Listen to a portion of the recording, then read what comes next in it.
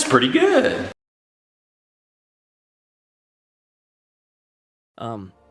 Okay. My heart just stopped for a moment. I definitely didn't want a blade from a Titan crystal, especially after all that grind in the battlegrounds. But this one, I will gladly take it. I mean, this is better than blade. So yeah, I will take it. But enough with the talking, let's learn how to use her. Before that, let's quickly look at her abilities. So if we look at her immunities, she isn't immune to any particular effects. But that doesn't mean that she isn't much of a utility champion, because the fact that she can counter the entirety of the skill class like no other mutant champion is enough to compensate for her lack of any immunities. So is she the best mutant champion? We will check that out.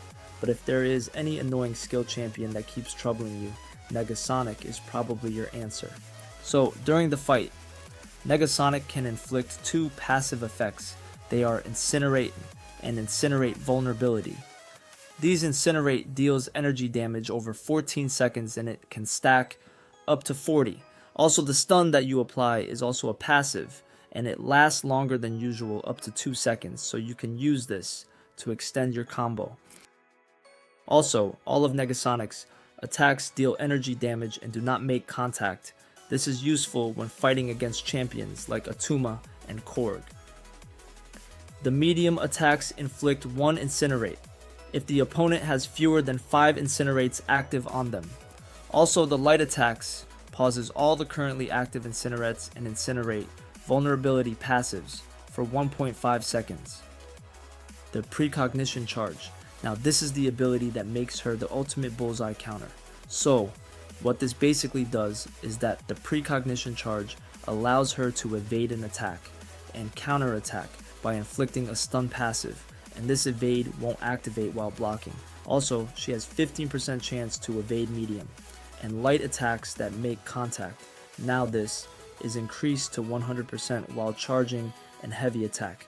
Also, she has 100% chance to evade an opponent's counterattack. The Precognition Charge goes on cooldown for 25 seconds each time an evade activates or is prevented from activating.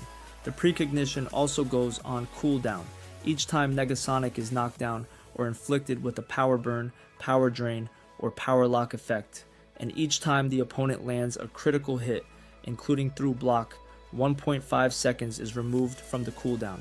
Also, while fighting tech champions, Precognition begins on cooldown.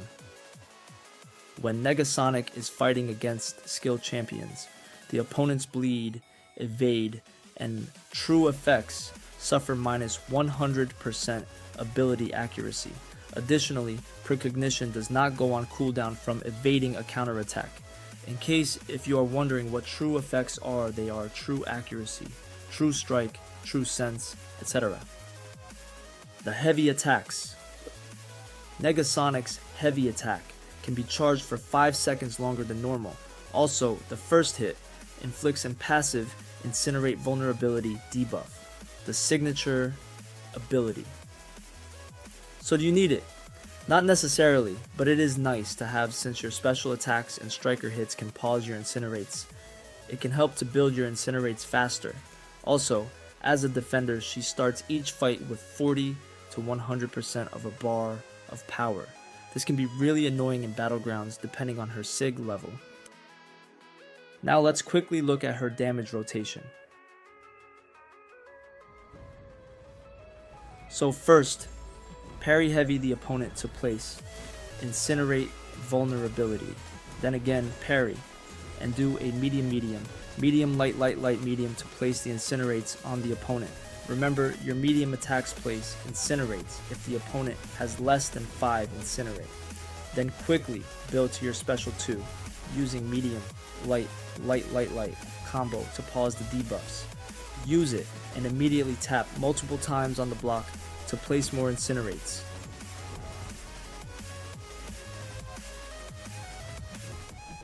Then use your special one to refresh your debuff. Now, you can repeat this again, or keep using the special one to refresh and build your Incinerate until your opponent is dead. Now, you can stack this Incinerate up to 40, so this is all you have to do to get her maximum damage. Now, if you are wondering about the special 3, it doesn't do anything to increase her damage. What it does is that it inflicts 1 stun and incinerate vulnerability, as well as 3 incinerates, all at plus 50% duration. So you don't need to go for it unless if you feel like you need to increase the duration of your debuffs.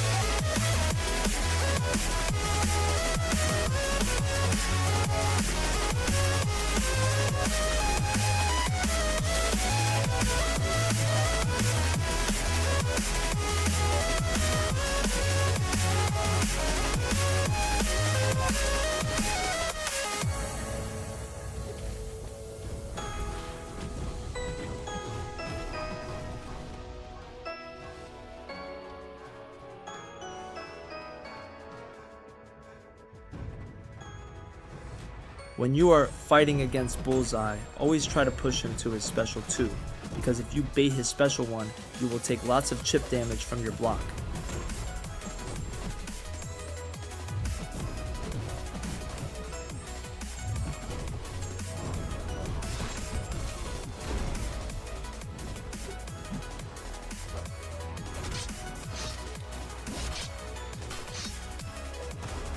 Now, if you don't know how to dex his special 2, I will show you how to do that. Okay, to fully evade his special 2, you have to do 3 decks. The first 2 decks when the dagger is at the center of the screen, and the final one when the bomb is just about to hit you.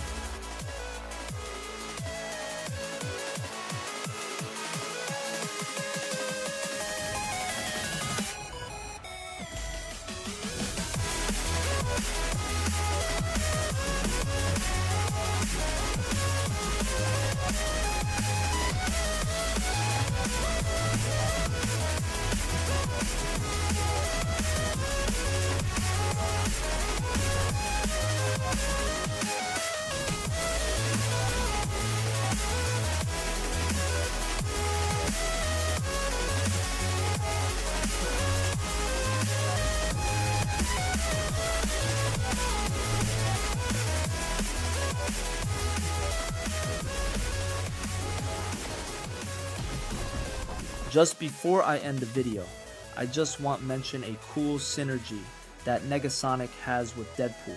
Against opponents that are immune to personal incinerates, they are inflicted with matching rupture passives with 60% of the original potency, and these ruptures are still treated as incinerates by the rest of Negasonic's abilities and effects,